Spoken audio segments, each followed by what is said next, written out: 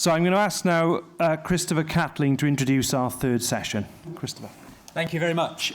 This is the Welsh session, in a sense, which is why I was asked to organise it. And when I started organising it, I found I was flooded with offers to speak, so I'm completely redundant. I don't have to say anything other than introduce the speakers. But what I will say by way of an introduction is the sort of brief that we've been discussing amongst ourselves.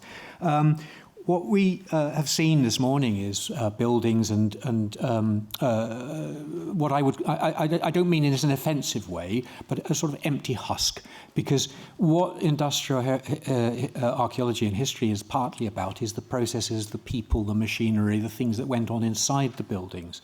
In fact, if you look at the history of industrial archaeology, it really starts with people in those industries wanting their heritage to be preserved and passed on. People in the canal and railway systems, for example.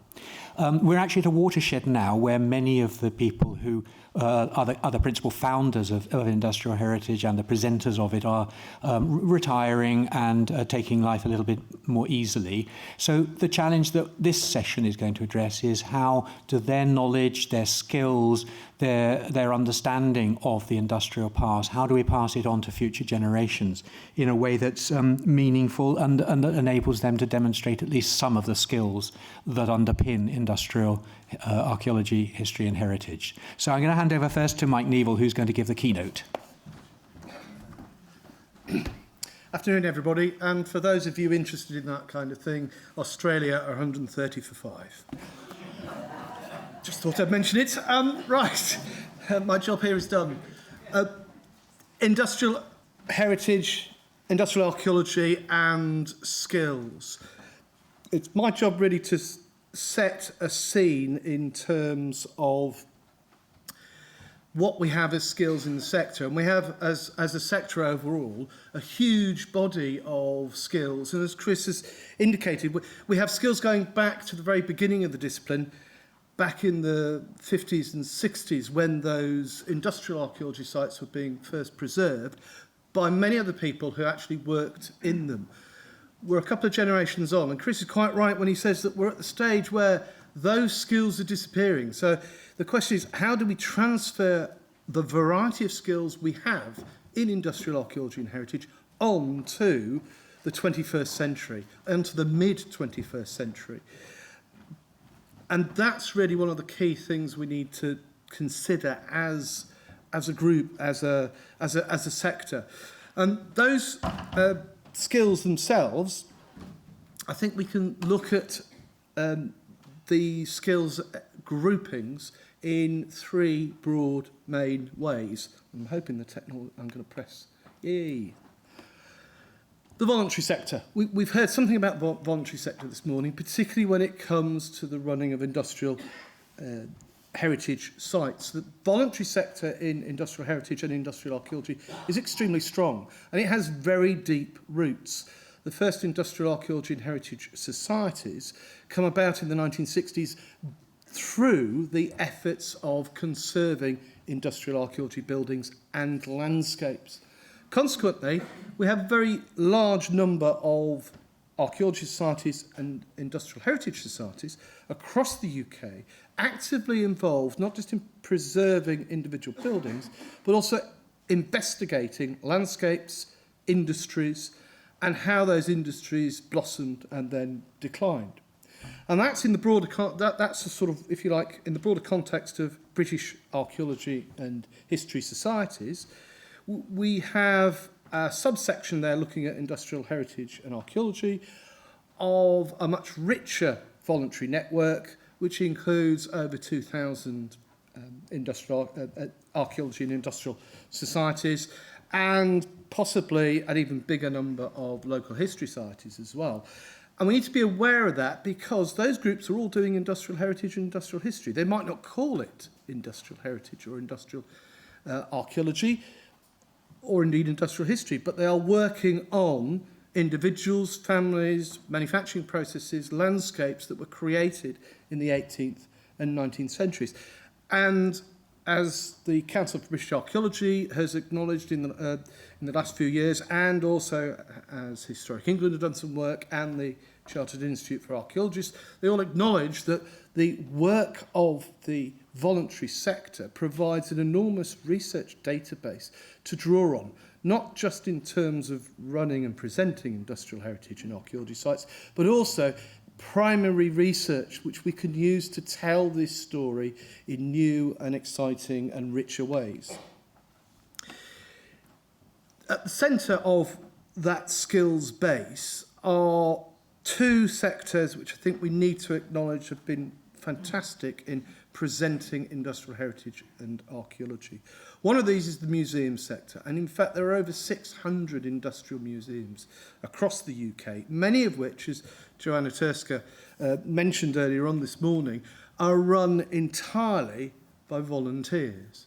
And these are individuals who have campaigned to save sites, who are running those sites and are interpreting those sites. But quite often, these are also individuals who don't necessarily have the skills to interpret what they're looking at, or indeed to run the business side of those museums. That's an area where historically people have been brought in to support those individuals. We all know that the museum sector can be under severe pressure, and industrial museums themselves are not immune from this. And in fact, several have closed over the last few years, not necessarily due to any shortcomings from the volunteers and the professionals running them, but to the overall economic environment that puts pressure on displaying objects, displaying a site. And I think industrial heritage and archaeology museums have their own unique problems, particularly around large objects and the curation, the preservation of those objects. And also, they have unique opportunities, living, breathing machines, whether they're static, like steam engines, or whether they're actually moving along rails or fixed roadways, like tramways and steam locomotives. They have a unique way of drawing us into the physical sights, sounds and smells of the industrial period, which I think is one of the big advantages of looking at this kind of heritage. So the museum sector is a reservoir of skills that needs nurturing, that needs promoting. We have another area where there are skills to draw on, and perhaps also where there are skills to add to, and that's the commercial archaeology sector. There are currently over 6,000 professional archaeologists in the UK, spread across 350 plus consultancies, of which 84 are registered archaeological organisations for the Chartered Institute for Archaeologists. These commercial units do several, well, probably 4,000 or 5,000 individual pieces of archaeological work each year. 2/3 of that work involves looking at post-1500 sites, particularly sites in the 18th, 19th and 20th centuries. We're not just talking about excavating textile mills or engine houses, we're also talking about recording standing buildings through the planning process, and we're also considering here excavating the homes of the workers who actually went to work in those mills. So it's actually looking at that whole industrial landscape, and that's not just in an urban context, it's also in a rural context as well.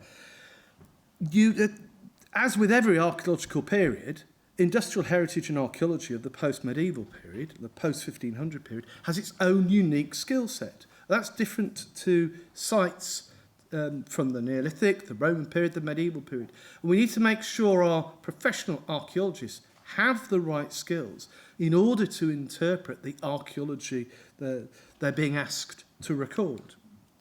And that's really, I think, brings us to the themes that we're going to hear about in the next three presentations. There's that role of intangible heritage skills. And Joanna has highlighted the Industrial Heritage Support Initiative in England. It would be fantastic to see that expanded into Wales, Scotland and Northern Ireland, because those intangible skills, those skills of heritage volunteers, are something that is very easy to overlook. I'm sure everybody in this room is very aware of those skills of talking to the public, of trying to interpret artefacts and actually helping the sites to run. But they're not perhaps the most exciting of skills that your heritage volunteers might want to do. Working on a piece of textile machinery, excavating, are the things they might gravitate to, but those other soft skills are very important. It's quite clear that we need to boost industrial archaeology and heritage skills in professional archaeology and through the building conservation sectors. It's not just the professional archaeologist excavating out in the field or recording the industrial building. It's also supporting planning archaeologists and conservation officers so they have the skills to interpret what is key to their local area in terms of industrial history and archaeology, and so that they can use those skills to make the case to record and retain or adapt those industrial landscapes.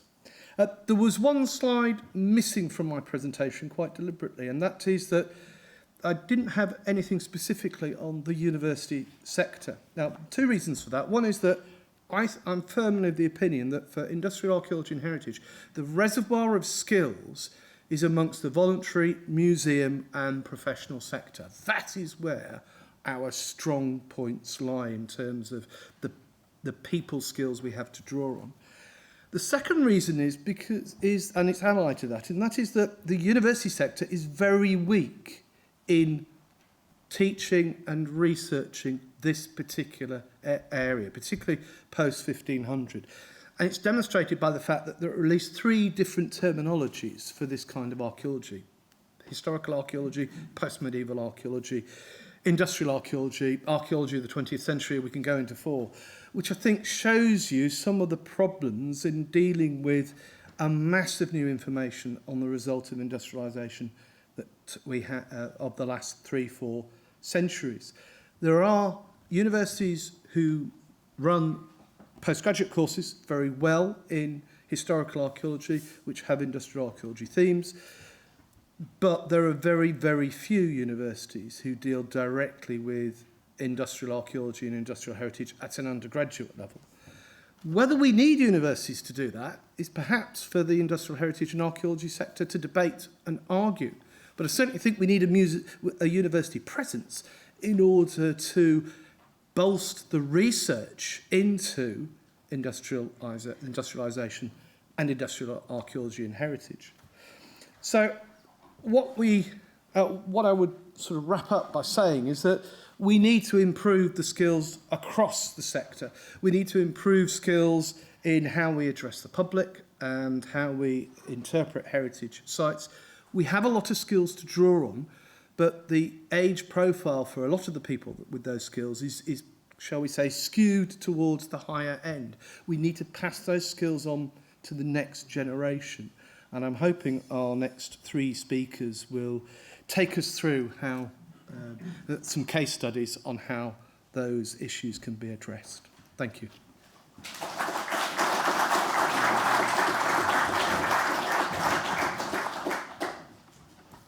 Good afternoon, everybody. My name is Di. I am the head of Big Pit National Coal Museum and also the National Roman Legion Museum, which is in Caerleon, just outside Newport. I know it's a little bit odd to be responsible for 2 museums that are about 2,000 years apart in history. So it does present some very interesting challenges. The reason that I'm talking to you today is a little bit about Big Pit.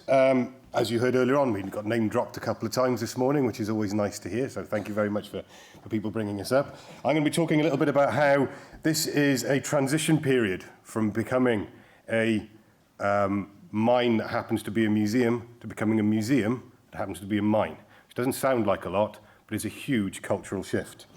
I'm going to be talking a bit about future generations of Welsh miners and our apprentice programme in Big Pit and how we are trying to address this challenge over industrial heritage skills. And I'm going to talk a little bit about how we're working with our partners and with our staff to try and keep the underground alive, because that's critical to Big Pit. Just a little bit about Big Pit itself. It opened as a museum in 1983 and became part of Amgueddfa Cymru National Museum Wales in 2001. In actual fact, in 2005, it won the Museum of the Year Award, which is now the Art Fund, but was then the Gulbenkian Prize, and was the last Welsh museum to win it until St Fagans did it last week. Cue big grin.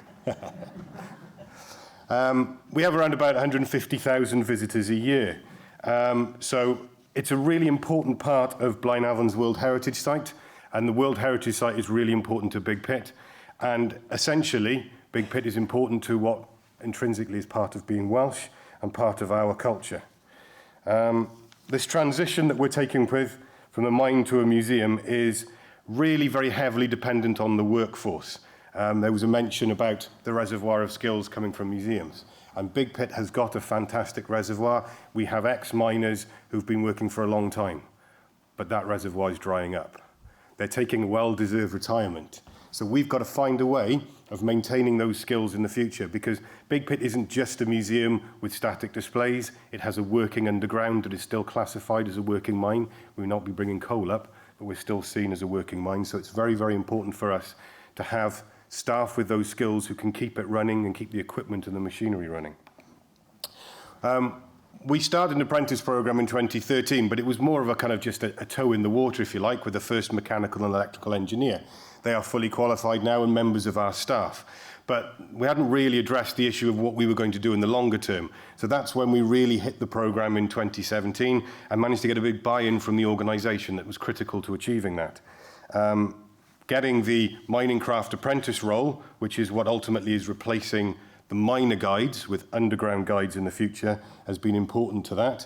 We've had a lot of support with doing it, particularly from the Brecon Beacons Sustainable Development Fund, a national park, as part of the World Heritage Site. Without that funding, there's a big gap in terms of our staffing costs that we need to fill. We also need to find ways of training these staff before the people who can train them have gone. A lot of it is now shifting with the mining regulations in 2014 to you decide what you need. But of course, the mines inspectors don't make it that easy for you. And what we really need, we have an internal program, we can have competencies and skills. We do it to a very high standard with people who have years and years of experience. We have support from the Mines Rescue Service, but you have to have some sort of independent qualification. So that's where the Mineral Products Qualification Council have been absolutely vital to us, because they provide us with that independent assurance that the training our staff is going through is being achieved. And we have had 10 who are going through the program so far. 8 have qualified, another 2 are in the process now. We've now got another mechanical and electrical apprentice. So these guides have been critical towards changing not just the future of Big Pit and its potential, but also changing the now, because they bring a new culture and a new way of working into the site. These are some of our new apprentices. They come from quite a wide background, but nearly all from the location around Blaenavon, which is really important because, again, it's providing jobs and giving back to the local economy as well. I mean, 150,000 visitors helps with that, but it's important that we can provide people with those job opportunities. And we had between 50 and 100 applications virtually every time we've applied for sent out for a set of posts. So it is a very popular role, and we know that the pool is there. The trick is having the money to be able to have a long-term element with these staff. And of course, within that group includes the first lady we've had working underground in around about 100 years, which is a huge step forward. When I first went to Big Pit and talked to them about the apprenticeships, we can't have women working underground. So I very quickly changed the perspective on that one, and it was, yes, you will have women working underground. And that's exactly the situation we're in now. So, and in the future, what's critical about that is our mine manager, our deputy mine manager, our electrical engineers of the future will come from this pool of staff.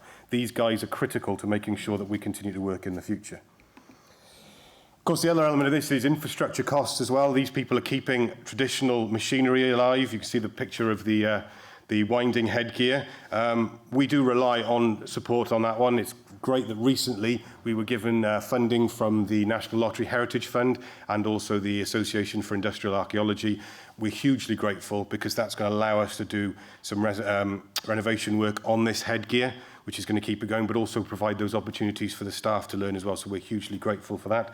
With others that we work with, like the European Route of Industrial Heritage, that's huge. We're going to hopefully do some twinning work with European mining museums. Again, a chance to share skills, get some different ideas about how we might work. But we've still got that issue of minding the gap. There is a shortfall in money to be able to do this. It's a problem for museums generally, but because of Big Pit's nature, most of what we do is A, very expensive, and B, very unusual.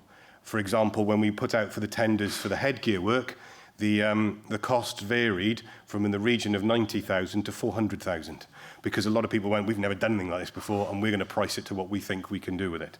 So those are some of our challenges. We're looking at different ways of doing it. We're looking at different ways of generating income. We're looking at different funders. Ultimately, we have to work in a different way.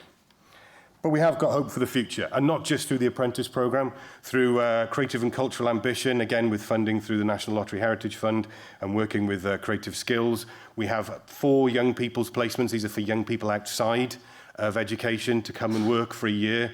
Part of that is 6 months in Big Pit. So again, learning skills. The first is graduating in the autumn and has made it very clear she wants to work in Big Pit in the future. So we're building that future generation of staff who are going to have exactly the right skills. And that's where things obviously like this summit as well are important, because it's increasing the awareness and the opportunities. Diolch yn fawr. Thank you very much.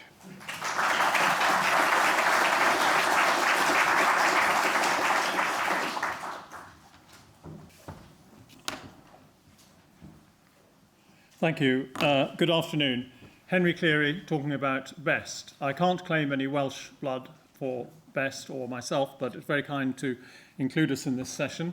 BEST is a volunteer-run training charity formed originally from the closure of a 200-year-old Bradford business which made boilers.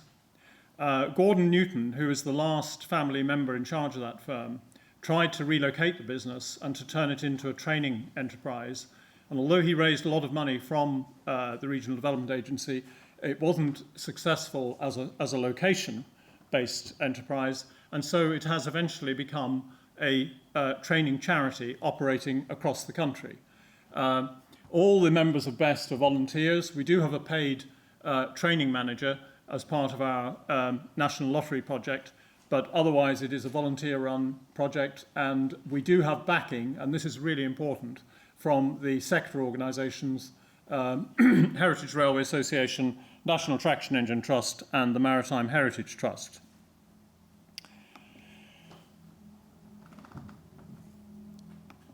Our big break really came with the creation of the Skills for the Future programme, by the then Heritage Lottery Fund. Because it was really just the sort of thing that we needed to get training underway. It obviously wasn't going to create the traditional 4-year apprenticeships that you might have found in a railway works if you'd signed up in the 1950s. But we calculated that within a year we could do enough work to make that person really useful and attractively employable in a railway setting. And indeed, it's not just railways. We also work with traction engine workshops, and hopefully next year we will be working with some marine workshops as well. On our first Skills for the Future project, we had 16 one-year trainees nationwide. They completed a one-year course. 12 of them found work at the end of that in different workshops. And some of them have risen beyond that. One of them, for example, is head boilersmith at the North York Moors. Again, as people have said before, skills dying out. The people who had kept steam going for 30 or 40 years after the end of BR steam, they were retiring. Some of them were really keen to help, and that was critical for us. Under BEST 2, which is running at the moment, we're just coming to the end of our first year. Again, 16 traineeships. This time, with the encouragement of the National Lottery, we are recruiting from underrepresented groups. We had one woman in BEST 1. We hope to have, we have one in BEST 2 first year, and we hope to have more next year, also from ethnic minorities and people from economically deprived areas. We also offer short courses, which you can pay for. So, you know, if your life needs a little bit of expansion, can I recommend our boiler washout course? 4 days, a snip at £400 in the lovely setting of the Kent and East Sussex Railway. And if that's not heavy duty enough for you, then we also do one on riveting. So you could become a qualified hot riveter for about £1,000. Again, 4 days. Just see me afterwards if you think that would add to your CV. I'm just trying to pull out some really powerful lessons that we have learned along this journey. The first is that I would say the absolutely critical document that you need for a skills initiative is a syllabus. So whatever area of work you're talking about, whether it's windmills, water mills, milling machines, any area of industrial technology, very often the learning on that is not written down, or if it is written down, it is not written down in an accessible way. And one of our real breakthroughs was we were able to recruit the retired chief engineer at the National Railway Museum, Richard Gibbon, and Tony Simons, who was a lecturer at York College, who between them created a very accessible syllabus. It's all available on our website. If you look on the BEST website, which is best.org.uk, you'll see the modules. So again, if you're having trouble sleeping, the module on brakes or perhaps the pistons and valves will help you. But they're all there, and they're very easy to read. I mean, I can understand them, and that means anybody can understand them. As well as that, they're modern. They refer you to YouTube film, which shows you different concepts being applied. And they have learning outcomes. What is it that the trainee needs to demonstrate to show that they've actually understood that idea? The second thing is that, second sort of really key learning point is that when you start, you think, oh, well, if we sign up a few really prestigious organizations to come in with us, everything will be all right. I'm afraid that's not the case. You will find people who say the right thing at top level, and when it gets to the workshop, it's a different story. The absolutely central partnership that you need is with individuals in the workshop who want to pass on their skills and are willing to give time for that. So unless you've made those individual personal relationships, it won't work. Fortunately, we have found enough people who are reaching the point in their lives where they really want to hand on their knowledge. And they can be found, but it does obviously require effort. Third point is that with any training initiative, you will run into people and business problems, and you need the support of a sectoral organisation. And that's why our backing from HRA, NTET, etc., is important. Because when we do get into a situation, but they don't happen very often, but they do happen occasionally, then we have got them to come in as needed. And just to pass on a few points about trainees, there is still interest in heritage. I mean, we might think, some of us who are advancing, that the steam that inspired us in the 60s is not going to mean much to somebody, to a millennial or somebody coming off the Brixton Underground in 2019. You'd be wrong. People will respond. It's working machinery which draws people into history. But they're not fanatics. They're not going to sign up for a lifetime's apprenticeship as they might have done at Swindon Works. So you have to adjust to their interests. What does it mean for them? They, for example, they might say, well, actually, I'm willing to give you a year out of my life on this. I'm willing to give you some spare time. I want to demonstrate that I'm a good organizer, or there's another bit of my CV that needs attention. So the trick with trainees is to understand what they want rather than to tell them you must do what the old route said. The job situation is changing. When we started, some of the railways were really strong employers. Some of those people are much less so now. They're going through financial challenges of their own. So you've got to be pragmatic. If a railway isn't offering work, maybe some of the contractors and suppliers who are still doing a lot of work for the heritage sector can do. So learning as you go. I'm very happy to be available for questions on any of this. I think, again, had we not had the Skills for the Future programme, we wouldn't have got going, but hopefully that has now got us to the point where we can keep this going forward into the future. Thank you very much.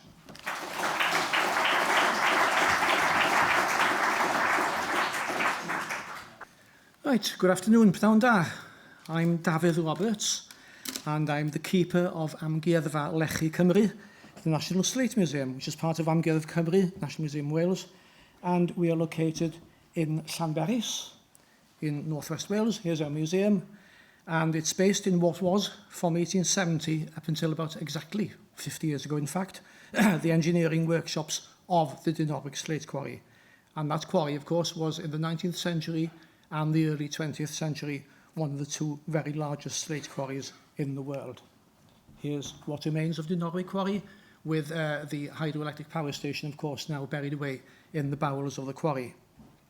We at the museum, like our colleagues at Big Pit, welcome around about 150,000 visitors every year. And we are, of course, also part of the wider slate heritage sector in North West Wales. And that's a sector which welcomes over 1 million visitors every year. And some of you here today might well have travelled on one of the former slate carrying railways. This is the Talallyn Railway, which I think is the world's first railway to be saved and operated by preservationists. You might have visited the National Trust's own Penrhyn Castle near Bangor. This is, or was, the home of the Douglas Pennant family, owners of the Penrhyn Quarry. Or you might also have cycled or zipped over part of the derelict site at Llechwedd Slate Quarry above Blaenau Ffestiniog. I'm also a member of the team that's supporting Gwynedd County Council in a bid for World Heritage Site status for the slate landscape of North West Wales. And this is an image of the older part of Penrhyn Quarry. It's the lower part of the image, and then the working quarry is at the top of the image itself. Now, you'll find in your information packs this little leaflet which summarises the World Heritage bid. One of the satisfying aspects for me about the team that's supporting the bid is that the commercial slate sector, so the operators of Penrhyn Quarry, they've been supportive of the bid from the very outset. Now, that's important because the commercial slate sector still employs about 200 people in North West Wales, and it generates a lot of other posts as well, other jobs in support of the slate quarrying operation. And as well as Penrhyn, there are other slate quarries still in commercial use.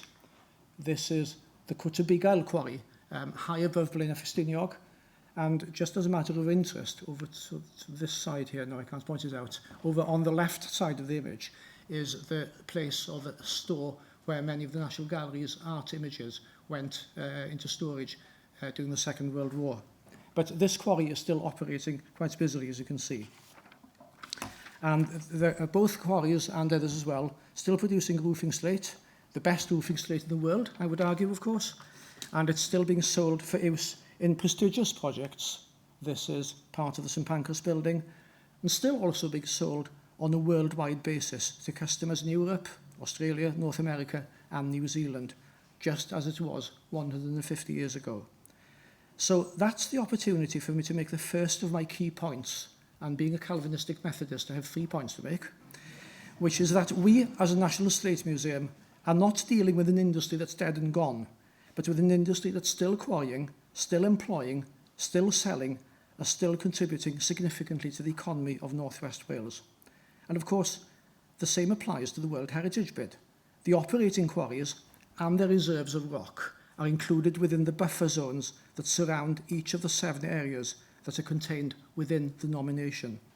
So fundamentally then, we at the Slate Museum need to ensure that our 150,000 visitors annually leave us knowing that Welsh slate is still commercially available.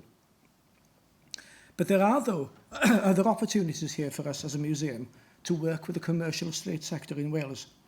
Our museum staff demonstrate every day, throughout the day, the traditional ways in which blocks of slate were first split into thin sheets of rock, and then how those sheets were trimmed to size.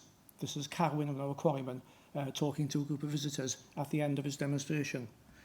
Now, both of these processes are now mechanised to some extent at the commercial slate quarries in Wales, and staff at those quarries have, by and large, lost the hand dressing skills which Carwyn and his colleagues at the museum can demonstrate. But if you're involved in the restoration and re-roofing of a building that dates from the 18th century or earlier, then it's often insisted that you purchase hand-dressed or hand-trimmed slate. So where does that come from? Well, it comes to some extent from companies that have reacquired the specialist hand-trimming technique. One of those companies has been set up in the town of Blaenau Ffestiniog. It's called the Original Roofing Company, and they've recently done this nice little project on re-roofing the Lich Gate at Dolbenmain Church near Porthmadog using hand-dressed or hand-trimmed slate. So that's my second point.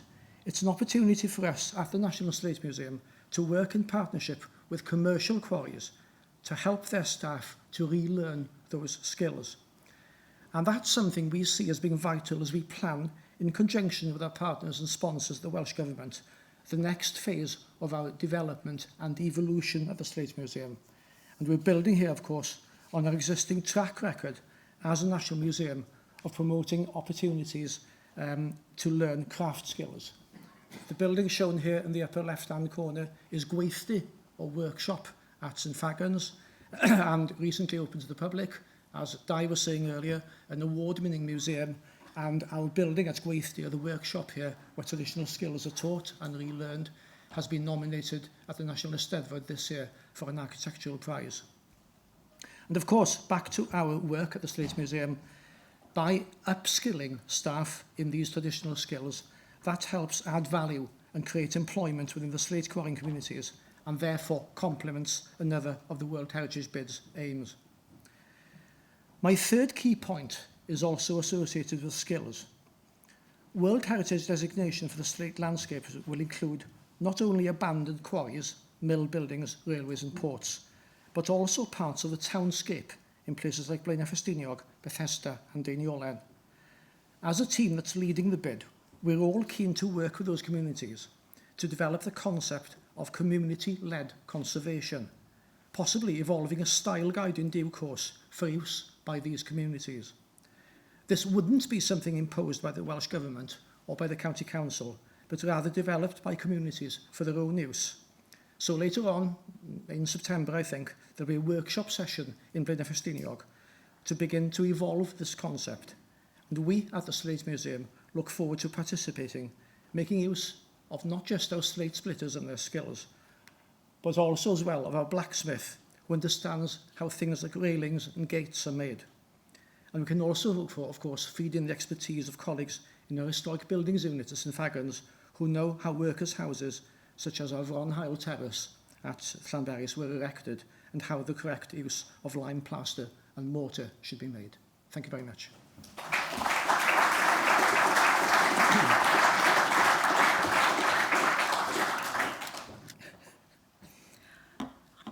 I'm in theory, summarising our last three speakers in this session on skills presentation, but have the permission from Chirstopher Catling to add one or 2 points of my own. I'm Marilyn Palmer. I hold the only chair in industrial archaeology in the UK so far. I'm always hoping that others will follow on. But I do remember my esteemed colleague Angus Buchanan at the University of Bath, who held the chair in the history of technology there and did so much in the early days of industrial archaeology to actually get the movement going. They're desperately looking at the moment, I can see from my presentation. It's really worrying when you see this great list coming up here. Such is life. I'm coming back, really, to the point about industrial archaeology. I, like Mike Nevell, am an archaeologist. I'm also a historian. And when you think about it, industrial archaeology you could regard as the precursor to industrial heritage. Somebody, or some people, have got to find the sites in the first place, identify their importance, do the research on them to show their significance. I wish I had a presentation at all, but I wish I had the Friars Mill site in Leicester that Trevor Mitchell showed earlier, because yes, indeed, the County Council, the City Council, put a lot of money into its regeneration after 2012. We saved it in the 1980s, the volunteers in Leicester. When it was going to be demolished, we researched it, we campaigned for it, we got to upgrade its listing. It had a fire in 2012, and that's when the City Council came in. But it was very much the volunteers who managed to save that in the first place.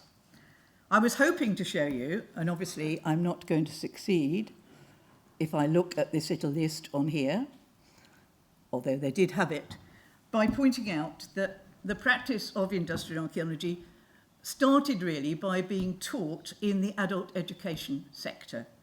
Many of us here began in that, quite a few of us here taught in that, and we were the ones who trained people in the skills of building, recording and excavation. And that's where so many of these initial skills came from, and it was those volunteers who went out to identify the sites, record the sites, and following on from the last point that Dafydd Price made, that they go really in for community-led conservation because they now maintain the sites as well as far as possible. I taught those skills in adult education as well as undergraduates for many, many years, and many of my ex-students still carry on. Now, this is the sort of skills we taught in the 1970s and the 1980s. I included this because Chirstopher Catling has been kind enough to include me as an honorary Welshwoman. But we did a lot of work on the Glenpits Colliery site in South Wales, recording its machinery and recording all the sites. And we taught these skills to enable people to do a degree of machine recording and so on. And it worries me that that sector of education has gone. There are very few university extension courses now. The WEA doesn't tend to do this sort of thing. But I take heart from the fact that the community archaeology projects that Mike Nevell referred to are often carried out under the supervision of an archaeologist from an archaeological contract unit. These are some of the Northern Archaeological Associates on a mining site in Cumbria, which has led to the conservation, interpretation and publication of their results in a couple of short books. So they're carrying on training these skills. The professionals among you might be a little worried by the fact they're still using plane tables, but they do have their place. You at least know with a plane table where you've gone wrong. So people really like them. But these are the sorts of skills in that sense that people need for recording these sites in the first place, identifying them. And I think I also need to make the point, following on this morning, that so many industrial heritage sites are rural. They're not going to be converted to housing. They have to survive on their own as an industrial heritage site. And so they attract a different sort of people, particularly to the Lake District, to walkers and so on. And I think some of the national parks adopted a principle of not having honeypot conservation. They weren't trying to get people to sites, but they interpreted them where they found them. So they didn't encourage the honeypot principle. And I think that, on the whole, has worked extremely well. I'm following on from Mike Nevell's point about training at the university level. It's not just in historical archaeology, post-medieval archaeology, we like to call it. It's generally in university courses. A lot of fieldwork training has been cut back. And so, as many professional archaeological units find, students are coming out without a great deal of fieldwork training, and they have to train on the spot within the archaeological units themselves. As Mike said, summing up, there are few courses at the higher degree level. The Association for Industrial Archaeology gives a dissertation prize or several dissertation prizes every year, and they tend to be at the postgraduate level. To my knowledge, the only PhD program in industrial archaeology and heritage in the world is at Michigan Technological University in the United States, although obviously the University of Birmingham Master's degree in Cultural Heritage Management does include the Armbridge Gorge Trust within its preview, and so they do a fair amount of that. But there is very little formal training at the university level in industrial archaeology. I just wanted to make one or two additional points before I just go on to my final couple of slides.